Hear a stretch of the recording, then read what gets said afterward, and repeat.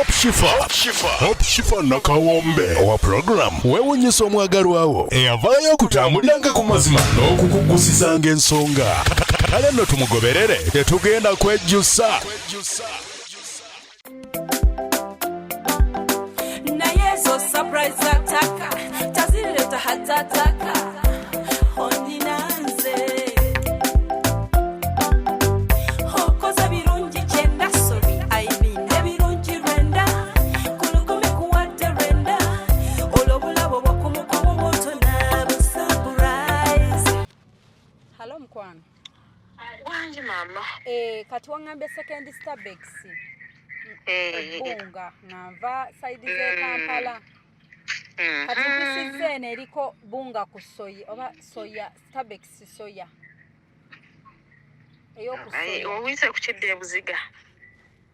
Bingi. Owise kukigenda ebuziga. Na bingi wane bigenda ebuziga. Waliwo ekyo ekiri mmeji ekyo. Ndoza ngenda kiyitako buyisi. Katuba wakakiyitako gyasanga Starbucks. Endala. Okay. Enesooka ebadde wali ng'ewatera obbeera aba traffic we bajja ab'ebimuli ojjukirawo wali ayogiyise nzijukidde jangu ddala mu maaso gyasanga endala. Okay. Kale ngenda kuga. Kale onoba wakagiyitako togiyisa nnyo wale wakakuba. Okay. Kale. Okay. Kale mko. Ndabaka n'akakubo oba wetuweta.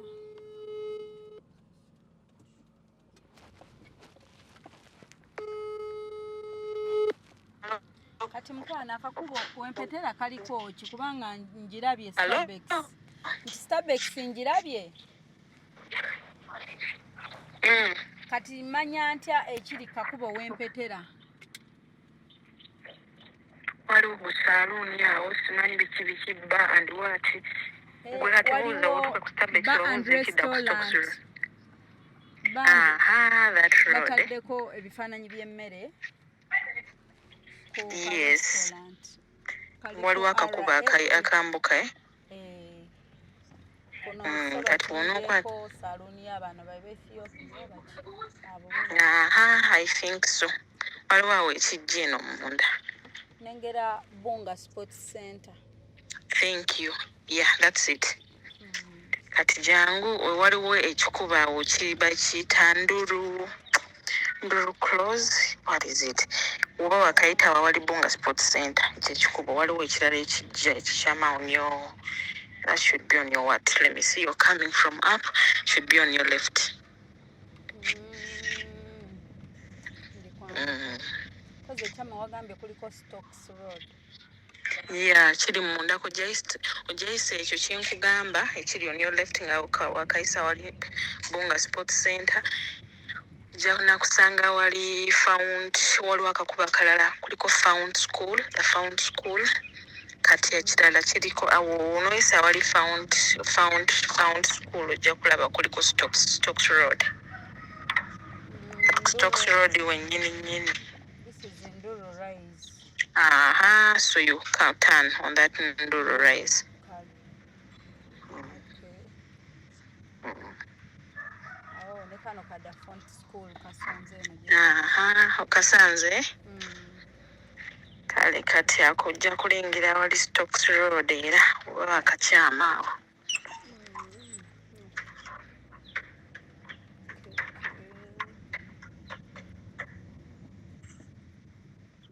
So yali kubibye talina kyamanyi. Naye talina kyamanyi ngezako mugamba genda yeekoleko make-up naye akkiriza. Abagenyi bali era nze ndowooza campus ne be nagambye okufumba tuliwo nga basatu tetuli bangi bali balemeddo. They can't make it on time. Okay, bajja kujja luvannyuma. Okay, kana akapointi nze essomero. Yes, ndowooza gwe gwe nnengera.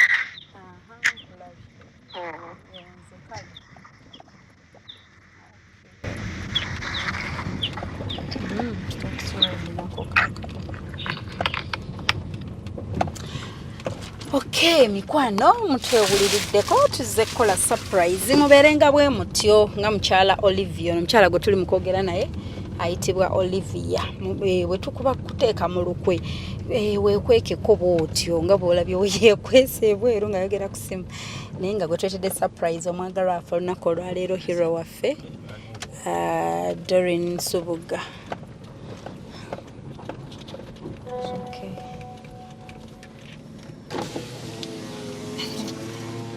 It's okay. On the side. So, Katiolo, how are you? Fine, how are you? Hey, don't nze tonkwatira musibi. Hey, Katiolo. Kati. Tetuyingira surprising. Surprising mufulumika yekoleko obukozi ngambi oli ajje Kati anti tamanye. Bomuzzamu ebyo okumala okwekolako nga tetumaze otuuka immediate omala okumukolako ate tujje surprise ebeera ngaawe yonooneseemu. Kale kati mujje buzinga wa. If you insist yeekoleko ajaga ono lwaki aŋŋamba neekoleko ate leero we are ready here singa bakimugambye dda. Kati gwe labayo. Kati tali kulaba ng'oli naffe ate. Tandaba kati ali munda. Kati okay, so bagenda tugulira. Oba kale dakiika emu kandaba ali wano agulewo ffe tuyingire kale ffe mwe mujja alaga nti waliwo abakunoonya. Okay. All right. Tuyingiddewo naye nga bakyatugulirawo.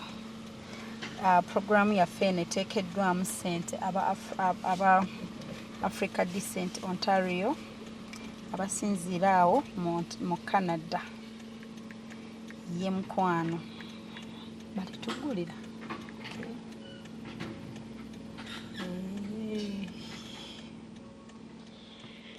Alright, African Decent Ontario mu Toronto, Canada bategese ano African Decent Summit 2020 ekyo nno kiba kivulu ekyaddala ennyo ekyamaanyi ekyakabye ennyo okubeera essanyu okujaguza okucelebratinga bingi nnyo era nga bannanga okusinziira ku bye tuwulira abazze bakyenyigiddemu aba bakyatendinzeeko bakinyumyako birungi byereere essanyu obujulizi bwokka bwe bazza bulungi bwereere naye nga ekivulu kyaffe kigenda beera venue ku Toronto Pavilion 190 Railside Road, North York on M3A 1A3 e Canada ye mikwano era ng'obasanga ku plus 1437 332 5563 ye mukwano kigenda kuva ekiriwo okuva nga July 17 mpaka nga 2024 mu Ontario, Canada.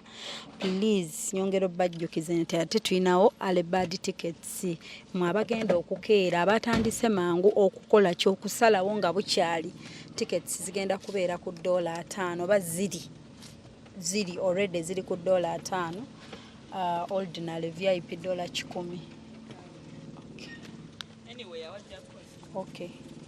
So $5 ordinary VIP $10 mikwano n'olwekyo just no omuntu kati yatulabye dda omuntu aba awulira emmotoka eyo. Yes, byebyo biwedde.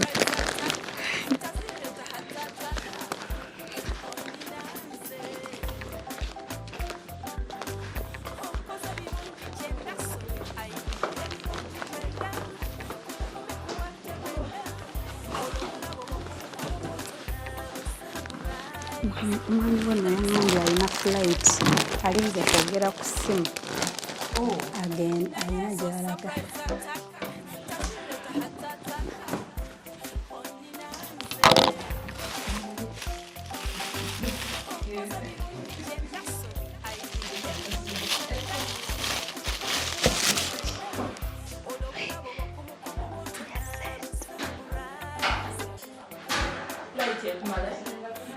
Flight emala ajja. Okay. Tumaliriza ffe abaagala ennyo.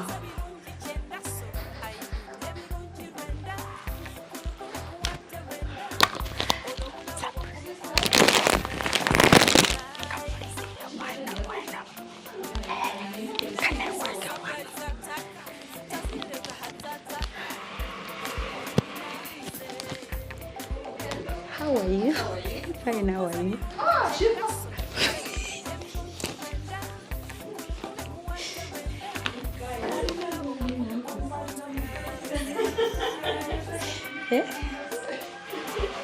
Talinaki?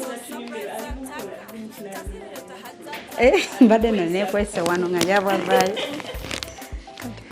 Yeeyisaako ategedde.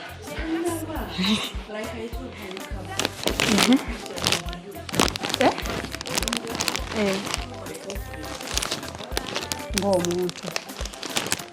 Okay.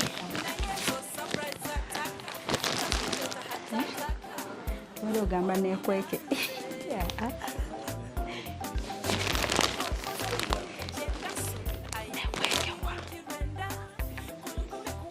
Wansi eno mwagala neetali wali ani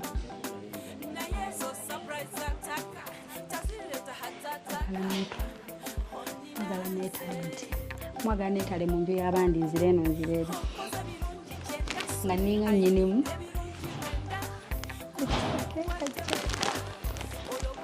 navas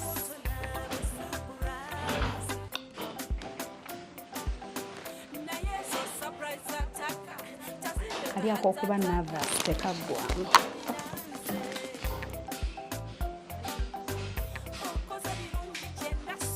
Baleete ettaala.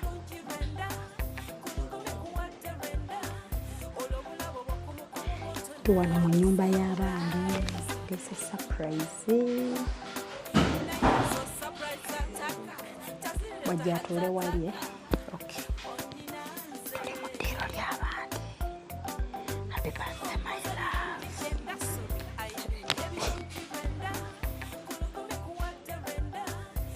Happy birthday our baby Doreen Nsubuga. What is so surprising?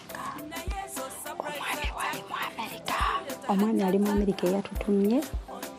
Mukyala ali wano Bunga wetuze. Sagala bampulire.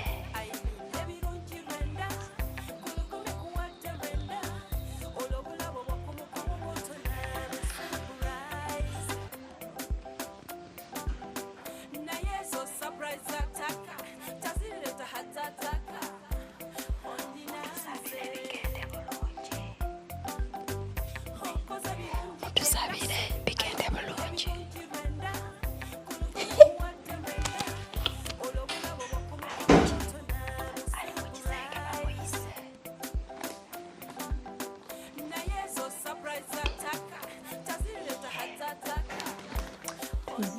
It's such a beautiful day bannange. Sande mubeeyo mukulikeeyo mu prayers abava okusaba. Tetukyali mu surprise. Bintu bya love between omuhusband no omuwife. Atayinaako amwagala wakukiraba. Munange atayina amwagala.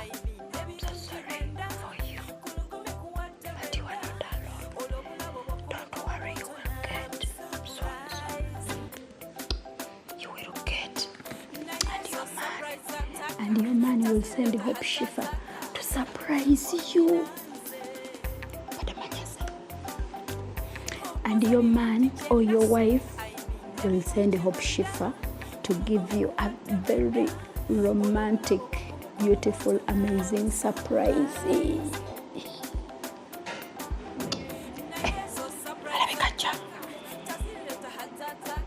Lidenga.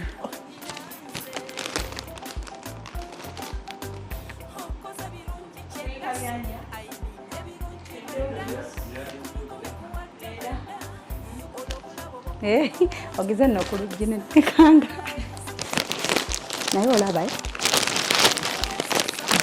omanyi kye tuba tukola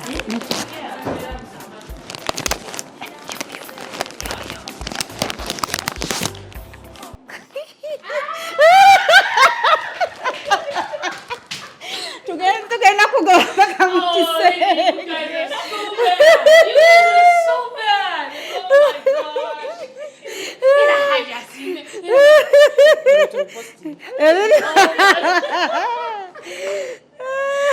Happy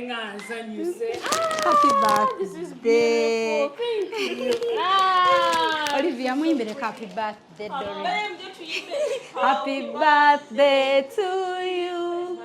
Happy birthday to you. This is so pretty. Happy birthday dear Doreen. Happy birthday to you. You guys have done it. You look like an angel. I'll take it. Okay. You look like an angel. Thank you. You look like an angel. Happy birthday to you. Thank you, Shifa. Oh, Oh my welcome. gosh. I've watched you forever. Mwami wange akwagala nnyo. Leero ndagenda kutegeera nti oli wa ddala. Leero agenda kutegeera nti oli wa ddala. Bwabuuza naye Shifa oli wa ddala. Ebyo si bipange. Nani, I'm sorry. Naye mbadde nnyo okuwaayo. Omuwaddeyo. Oh, bambi. Nerooza ani atuma Shifa. Ebyo bikyali awo. I guess kanteeba omwami wange. Omubwati. Toteebye Olivia. Nteekeko tuwulire. Okay. Olivia oswadde tebakuteebye. Tebakuteebye. This is so beautiful. Tutuuleko wano. Katulabe yatutumye. Okunyumidde nno bitya. Oh, this is lovely. Hello. Thank you guys. Hello. Hello. Hello. Yes. Good morning. Good morning. Kale mukama akusaasire. Mukama akusaasire. Hello. Mukama akusaasire. Kikyate. Oh my gosh, this is nice. Thank you, hon. What happened?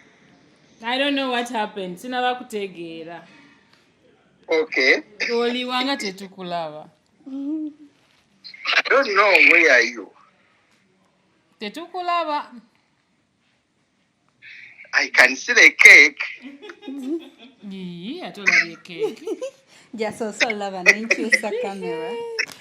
Banyange Thani, thank you so much. This is lovely.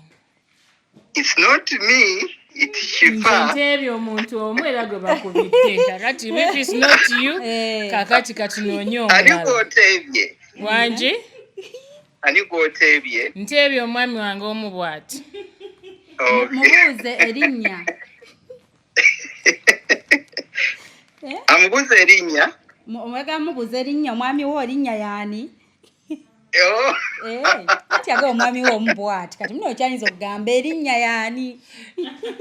Oyinza okuba nga si yeggwe. Oba tukole ng'oli eyagamba simanyanga amanya. Owaawa simujjukira oyo. Aliwo agamba mbunze owange muyita Swiri Hani simuyita linnya linnya. Naye waliwo ababiri abaalumba. Obajjukira Hani ababiri abaalumba.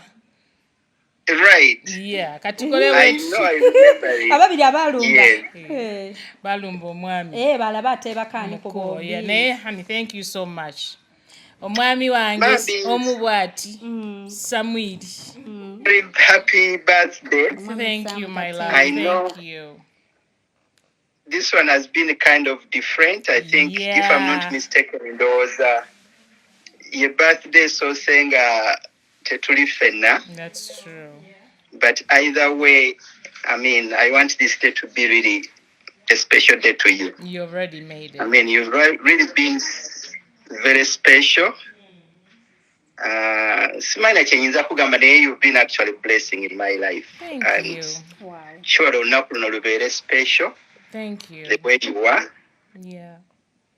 And believe me or not, you are always, you make me smile. You are the reason behind that smiling face. Thank you so much, my love. Thank you. Definitely. It's been an honor to be part of my journey in life. I mean, believe Dagala. With those. Ate nga ntandikwa. Yes, Thank you. Yegwe kamuwe emirundi esatu. You are. Thank you. This is so We sweet. will have to know your dagala mirabu music good dose in Gesanyo. But thank you so much. Thank you, Hannah. I wish you the best. Wow. The best of the week, the best of the day. You've made my day so special. Thank you. I can't thank you enough. You've lifted my spirits, especially today. Soko munyumize bakujje batya mu kisenge bakugambye ki? Nayagadde big wamu. Naye nga sisola big wa singasinza na kutebereza nti nagwe. Naye tubadde wali twetulidde mu kati kaffe. Genda weekoleko ne bagamba leero siri mudzi ndi waka birthday ya waka family waka so weekoleko wakirika lipstick tukube ebifaananyi kakati ngenza okulaba awo naali ku luggi tavaayo ku geeti Maria bw'atunulayo my other sister kati ngamba sigenda bononera ka surprise kamwe kangende neekoleko kubanga kiyitiridde ndoza mubadde awo ngende nengamba okanteekeko ka lipstick kati badde ogenze kateekako kateeka mubakuba ebifaananyi wanje Olivia omunebalize nnyo. Your partner in crime. Oh, thank you. Olivia, thank you so much. Oh, I will revenge. Thank you so much. I promise you I will revenge. Handsomely. And Shifa, thank you so much. You're welcome. Thank you, my love. You've made my day. Era njagala omumpererezeyo akayimba ka Shiba. Ayina akayimba bakayita tuwansanga ndi mirembe gyange nontinkuula. Nontankuula. Kati ani yatankuula ani? Nze bwe baatankula nalina emirembe gyange. Okay. Yeah, Nebambi, thank you so much. We wish you the best of that day and the rest of the week. Thank you. It's already the best. Thank you so much, Han. Thank you. Nabo oli nabo bandabire ba Steve, ba Hannah, Lindas. Basubiddwa tebanatuuka. Okay, no, that's all right. Naye neyanziza nnyo mukwano. Neyanzege, this is awesome. You really, this is the most special birthday ever. You are most welcome. Thank you, love. Thank you. Okay, Shifa, thank you so much. Yes, sir. Olunaku olulungi. Amina. Okay, Olivia mundabire nnyo. Olivia mukyala w'enkwe. Kale mbeere bulungi. Kale mukwano. Thank you. Yeah, let's celebrate. Pate. Akwagala nnyo bambi. Yagenda nalaba awo nga tumaze okwogera surprise nenfulumamu nangamba ate Shifa wafulumye namuga wendi tuli nnyo Shifa yafulumye ali France ate nenzira kalabo kakano tikamule omwami atugenda kumuddamu atubulire soko kwate kano nako kalaboko bannange kyeka toli mwangu ku birabo bye bakuwa byabagwako muno obulabo bagamba bannange bulabo ki bwe tuyinza omuwa. This is like an anklet and a bracelet. Oh, this is lovely. Yeah, and a bracelet. Kasumulula ye kati kalina engeri gye kadde eno kati naka anklet buno nava nabwe France mbadde nkadadde upside down buno nava nabwe France era olwanda banga ndi kunyinaga Shifa bw'oba tosazzaamu surprise yaffe get something small for my wife, so we got a anklet. Anklet was his idea. Ate mukama nanyamba naye kati kimubuuze kamubuuze everything bannange tetwagala mu overwhelming. Yes. gosh, thank you. So this kawan kajja kunyumira ku skin color yo bulungi. Naye njamubuuza lwaki anklet yagirowooza. Atwagala twewulirire ng'ayogera. Katwewulirire mu bigambo bye. Katumwebuulize. This is like an anklet. This is lovely. Yeah. I'm glad you like it. I know. Hello. Some people have been. Tubadde tubuuza. Anyway, nange kanku surprising when we talked over anklet. Nesanga nga budget yaffe tusobozesa okufuna ne bracelet. Eri nice one nga bikwatagana bulungi. Thank you so much. So byonna ne mbireeta. Naye tubadde twebuuza nti mu birabo byonna ensawo zaaliyo engoye why anklet? Why anklet? I knew what he really wants. Okay. Yes. Era mubuuze oba bimusanyusizza. Kati ambuulire. Mbyagadde nnyo binsanyusizza and I know it's you. I know it's Thank you very much. So thank you for that thought. I think I know what you like. You do. You do. Okay. Naye ebiseera ebisinga, as you know, I tell you kiba kirowoozo. That's what counts the most. It doesn't matter how expensive, how cheap, but the thought is what counts. Naye ekirowoozo bwe kigoberera the action. Yes. So yes, it's awesome. Wow. Thank you. Thank you. I love you for it. Thank you. You're most welcome. Thank you. Akumanyi bulungi nnyo wabula. Yangu tulye cake. Yaŋŋamba ashifa nedda. Bino sima bimuli bya ssente biki nedda. Don't bother. That's not me. Akumanyi nnyo. No. This is so lovely. Bannange kyokka bakansumululira bulungi bwe bati. Kati ku mazina bagamba nga it looks small ne bakasumulula ne bagereza nansinga omukono bwe bati naye nga bw'okateekako bangamba kanyuma kakutte bwe bati ku skin. They opened it so easily. Oh my God. Okay. So, bye birabo and some cookies. These are some things that these are some things you see. Bino nange nze yayize zimu za jinga ntangawuzi like some nice cookies. Nange nyina wembulya ne bompoomera nenga nammwe osanga bona abawoomera. Thank you. Thank you. Yes. Thank you for that thought. Oh, I'm so excited. I'm so excited. The fact my man thought about it. Yeah. You know, na yeah, the fact it came through. Yeah. So noberanti no sobodo delivering a schedule. I am very, very happy and very appreciative. I know. So I'm glad the bansi vidawa. Kama somebody yankeddo wenkwe. Nengamba no sigena mukwata kati. Nengamba aja kujja. Yes. So mbadde enfuluma nina byengenda okukola mwami byeyantumye. So sister wange awo n'angamba nti olwaliro powers from above teri kufuluma. Powers from above. And I'm like, I am the powers from above.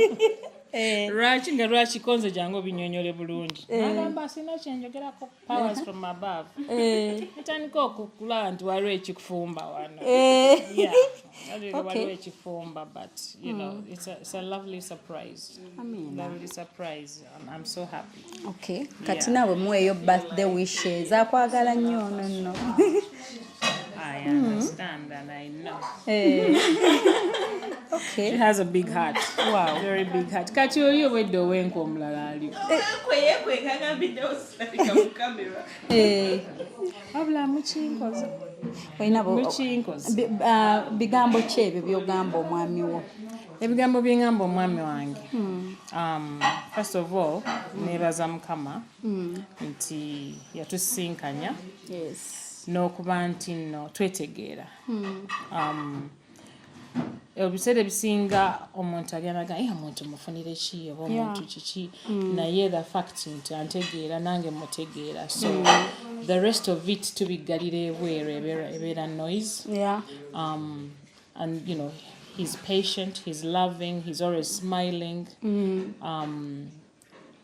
kwegamba okumuggyako ekibi osinziira so muyita Mr. Smiles kubanga he's ever smiling oba embeera enyiga etya oba embeera he's ever smiling so wakola ki ne obeera down hey honey chichi ajanga cheering up nakuba smile nokola ki nozuukuka mu mbeera gy'obaddemu so obugambo bwe muwa nti I have him at heart era nebaza Katonda olw'okuba nti atusinkanyiza n'okubeera nti mwagala nnyo. I really, really love and appreciate him. Yes. Yeah.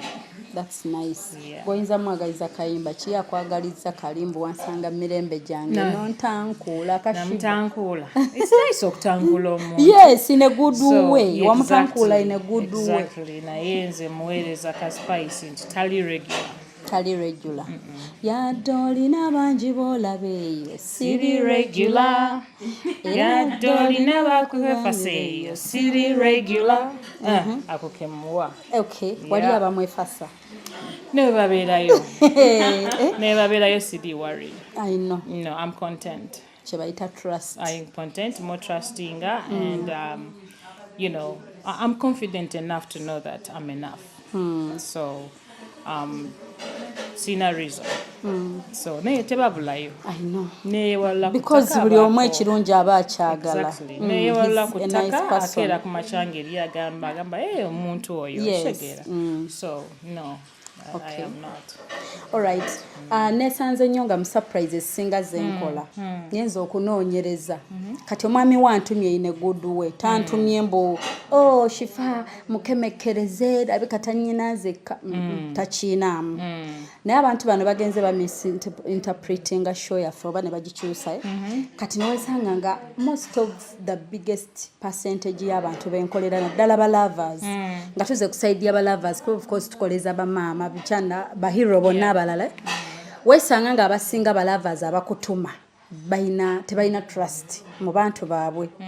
Kati abantu oyinza bagamba ozimbi otya trust eno nti kati birthday tuuse oli eno omwami oyo yaŋŋambye naye era obwedda by the wife bambi alina olugendo I think gyalaga obwedda alinze phone call eno kwogerako naawe kati mwina that trust omukazi waatula bw'ati n'agamba oba gye bali nze mmanyi like trust eyo that confidence mu muntu wo okizimbye otya? Well, I think Chiva Montandikwa. Situation too, you can't buy it. No. You can't fake it. No. Omuntu abeera oyo nze nkulaga kikyendi naye yandaga kikyali. And you get to accept kikyali kubanga tewali ajjanga ali 100%. Kubanga nange nzija gy'oli naye siri 100%. Kwa ffenna twazaalibwa wanjawulo. Ne muganda ogw'ozaaliddwa naye mubeera ng'embeera zaawukana. N'abalongo abafulumya awamu mu ssaawa ez'enjawulo dakiika budakiika baawukana. So kati if you walk into a relationship n'obeera nti omanya nti ono si muganda wange sisaakula naye twesanze so omanya nti what do I bring 40-60 ne Katikkiro yatugamba jangu nekyolina okwasaganye mwezimbe mweze 10 so namukkiriza nga bwali nanzikiriza nga bwoli buli kimu nakimukubira ku mmeeza era naye bwatyo so bwe mubizimba bwe mutyo along the lines ogenda obi proving wano yali truthful yali ategeeza kino bwe yangamba bwekityo so that's how we built that trust ate n'amanya nti ne bwe mba ndi luddawa it is what it is so omuntu funako ebirungi nga biringa mu 50-60 then eno 40 ke kano kemuyina kemuteemanyiimu buli omu kemugenda mwetereza oba okweyiga kubanga relationship is an institution muva mu maka ga njawulo oluusi ddiini za njawulo enkuzibwa exactly abamu amawanga ga njawulo kati oba olina okulekawo room for growth ne mubeera nti mweyiga so Okay. To buildings that trust. Alright, so abatulaba afunamu kyasobola okuyigayige abayina abawala abawandiika listi zammwe mwina wish listi zammwe nti nze njagala omuvubuka ow'emyaka gyange eyakola edda g'oyagala omuvubuka ow'emyaka gyo eyakola edda naawe by'otannakola ate nga n'emyaka gye gimu nga ali kuyina wekka tazaalanga balina ebintu ebyo bye balowooza mbu bye baagala ebiri so hard okusanga muntu naye nga bambi akwagala nnyo nkuliddeko ebirungi bingi from him and her. Yes, they love you so much. He doesn't take you for granted. Era he wouldn't wish okubeera n'omukyala omulala yenna atali gwe. Era nga akyatunulira bingi bye muyiseemu naye ate n'ebikyajja mu maaso ebirungi bikyajja bingi mukyatambulira ddala olugendo lwammwe ate asaba lujjulemu essanyu nga lingi obuwanguzi yennyabo. Amina.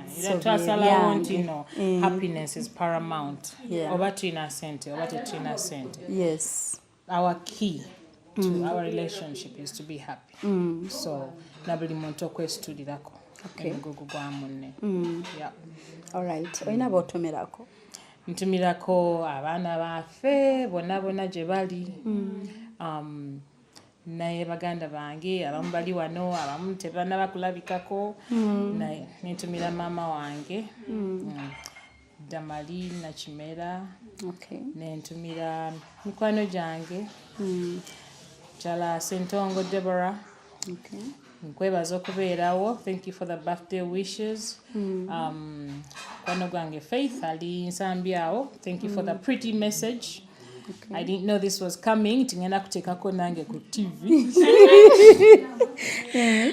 Faith nkwebaza ne Mwami Kamya. And baganda bange bonna. Tuli bangi. Webamenya tugenda kusulawo. Naye nga bonna tebatumiddeko. Oh, sinza kwerabira sweetheart wange. Rosalind. Rosalind ali 2.5. Mutumirako nnyo era mwagala nnyo. I hope she gets to see this video. Yeah. Ajja giraba. Yeah. Alright. Byebyo byaffe naffe tusanyusa okusanga. Nange nawe nkutumira. Ate nkwebaza okuba nti no you stand regardless of the weather. Oba okubiddwa kuvaawa. Bulijjo oba oyimirira ku kituufu nga pulezidenti waffe bw'atugamba oyimirira bw'omu. Naye turmoils ne bwe zijja abantu abamu nze ngamba nti ebirala byonna noise. The rest is background noise. Sigala ku mulamwa oleme blocking and aku distracting. So we watch your show. We've seen a few of them. Sijagamba a lot.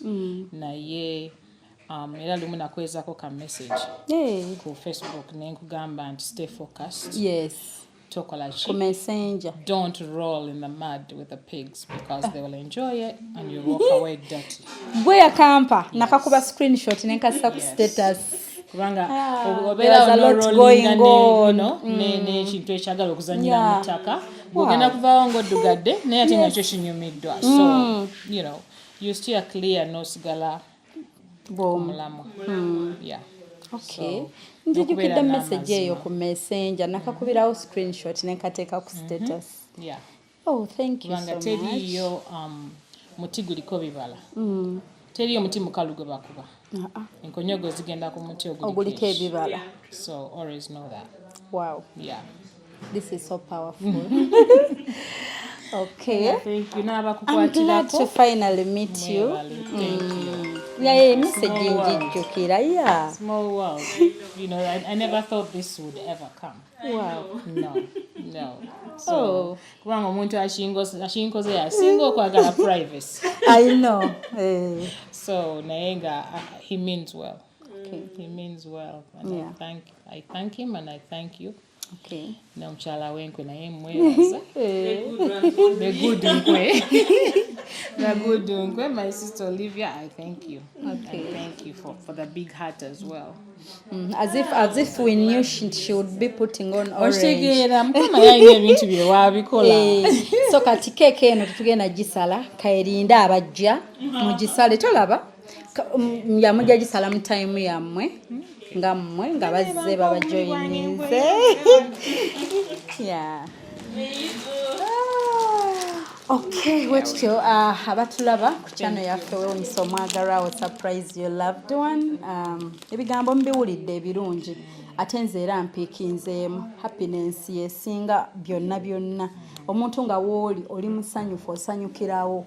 So mulimu abantu nga ye ddala akyogera ate n'akitegeeza cause I really saw it nga twekubira amasimu nedda mu America nedda ewono nedda ewange kati shifa wayiyiza ofunyayo ka anklet eyo gy'oli bwe nkuba amasimu nno ndi mu Paris waliwo molo nenga kati ndi wano mu molo ndabye bu anklet obulungi we get a nice one esimu ene ziyitingana bwedde eno kati ekyo kale kibuuzeeko shifa kibuuzeeko Olivia ekyo ne kibuuza Olivia ate ne bamugaa kati kubira shifa mpaka by the way till yesterday at night Uganda ndoza nakomye okwogera ne Uganda wanuzadde saawa nga 5 ez'ekiro mpaka kati kumakya naye nga twebaza Mukama okubanga twa planning ekintu ate olunaku ne lutuuka ne tukikola ate ne gwe tukireetedde n'asanyuka. Thank you very much appreciated. All right, Rachel Mikwana abatulaba mbajjukiza oyita ku +2567821015669 ze namba za feezo ate era nnyongero bajjukiza tuyina olukuŋŋaana olugenda obeeraawo mu Canada, Ontario. Tugenda beeraawo from 17th to 20th. Bagise Annual African Decent Summit 2024. Tugenda beera n'abayimbi nga Vinka, General Megadi, bangi nnyo n'ebitone ebirala ebyenjawulo ba artist all over Africa bagenda kujja.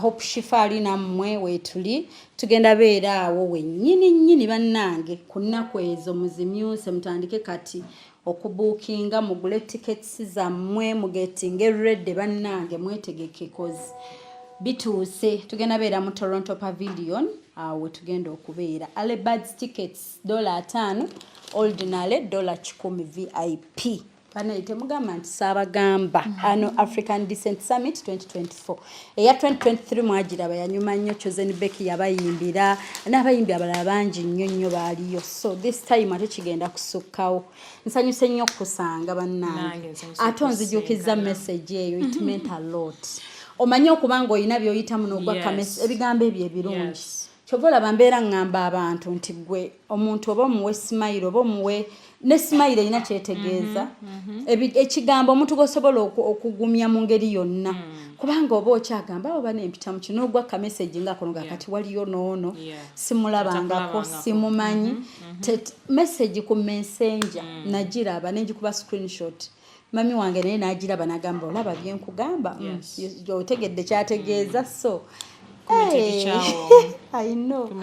Kati abwe nkusanze. I know. Nkama ye ensozi zitasinka. Naye abantu basinkana. Naye anti twekwate bulungi ogenda basinkana. Nga wekwata bulungi. Eriyo okutuuka okusanga abantu oli n'agamba oyazze baani kanneekwe. So kati omuntu gwe wekwate bulungi wonna wooli doesn't matter ani akubiriivingiramu natakubiriivingiramu. Was long as omutima gw'ogumanyi nekyokola okimanyi. Ebisigadde byonna biyita Katonda abaproving obaddi yes so tweyanziza katubasiibule mu continuing ne birthday happy birthday once again and your love. Thank you bana abali eyo tubasiibudde kajambo mbona tebakoze make-up kale Dero maso kumasa sanyisa okulaba waliwo abatuuse bajja bamuyimbireko happy birthday nga tetunagenda mujja mumuyimbira mwamuyimbidde dda ku simu temunnamuyimbira mujja mumuyimbire happy birthday dear happy birthday ngati mulabe kwese mu fridge agaga yatayingira mu fridge kale mwera baba from above the powers abakulu bagamba nti powers from above always tebatera kugamba nti gundi genda nako ka above namala nakiriza Nemugamba kasawo nyamba okaze mabega. Enchichi Okakane. nakakana Nakakane. bambi nemusasa from Atiso bongo olwaleero tebuga stress esimuddwawo. Yes. Yeah. She needed it. Oh, Ndi musanyufu ku lulwe. Kibadde mwebale Thank you. mama mwebale nnyo. Powers from above. Natabuuza wanje. Oh, kale tweyanza.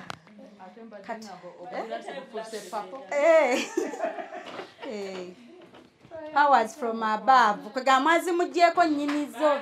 omanyi omuntu ali strict buli kyakola. Buli kyakola aba strict noga mutandikiddewa. Kati tumukoze tutya. I know. Nengambako omuntu obaddukawo essimu gigyeko. Wakubira agateriko nemugamba naye agenda okubukira wano. N'oyiiya. Nemugamba nnyaba kasawo nyamba kadde emabega. Wow, n'akazaayo. Yeah. Thank you. Something to drink.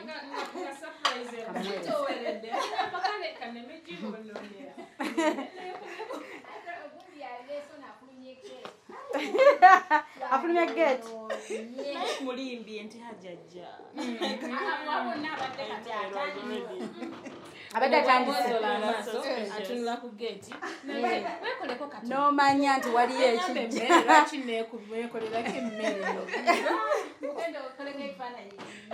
Kasana bagira akasana nga tekannagwayo biki nengamba omanyi kaneme bazitowereza surprise Kubamenya kaŋŋonde bugonzi n'ogonda. atakikkiriza naye mwenyedde muyimiridde Wabadde wamu omukyala. Madamu olinga tuja. Ati olumba ku lwashawa. Abantu bakyeyagala bwe bato. Ate nno waliyo naye balala betannateekayo.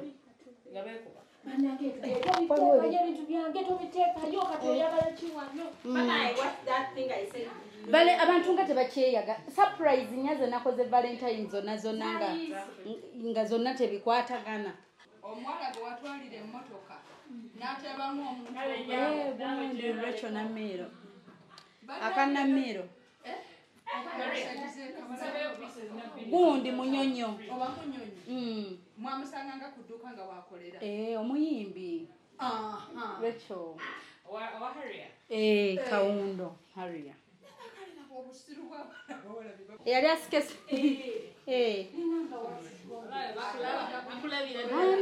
Banzijukiza n'ebimu bye mbasijjukira kati manyina otuula ennyo ŋŋambe bannaliwa. Kati manyina okujjukira. our favorite yali Mwami ki?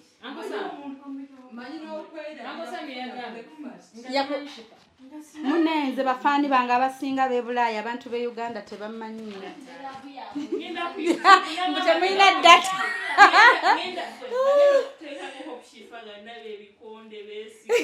Bwe yakugamba opushipa n'ogenda n'omuteekako. Anti bwe basooka oleeta tomanyi bwe baagala ebibi. Kati bye bisooka okujja. Oh bambi. Bambi ya. Peace. our favorite ye mwami gwe basindikira ebimere Kachiri. yali kachiri Gye yali. omala yagenda Abdabi oba N'agamba nze ndi eno ndya nkoko. Watuuka ku nnyazaala akayumba kaali kabloka sekakube plasta. Nga tamanyi muka mwana mutu. Kozi bamuyita batya omuko? Omuko ye yali amanyi mulala ng'ate muka atutumye mulala. Ne mukama. Ate nga ye bambi ali free nga naye walaba muwala we abawala bwe bali abazibu.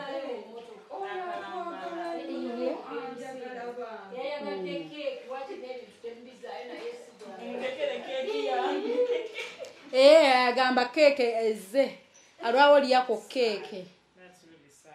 Abantu munaye abamu love teriiwo bagala bintu they fall in love with kikyengendo mufunako.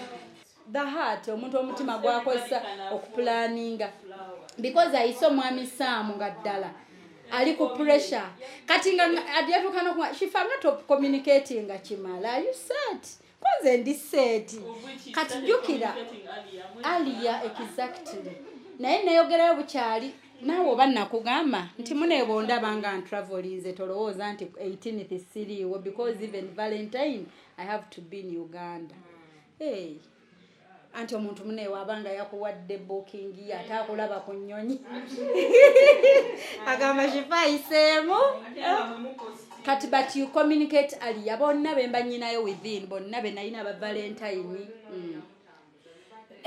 mu Dubai Mall baba oyo naye kirira kumbe nga atulaba ye nomanyi nti ye yali atulaba mbukirira kati yambuka kati genda ku aquarium kati de yanambuza mall bukyanga sigira ambulance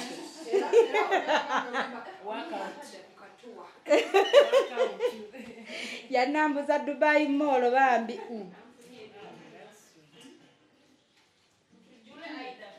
Thank you so much. Abagenyi fe tutuse.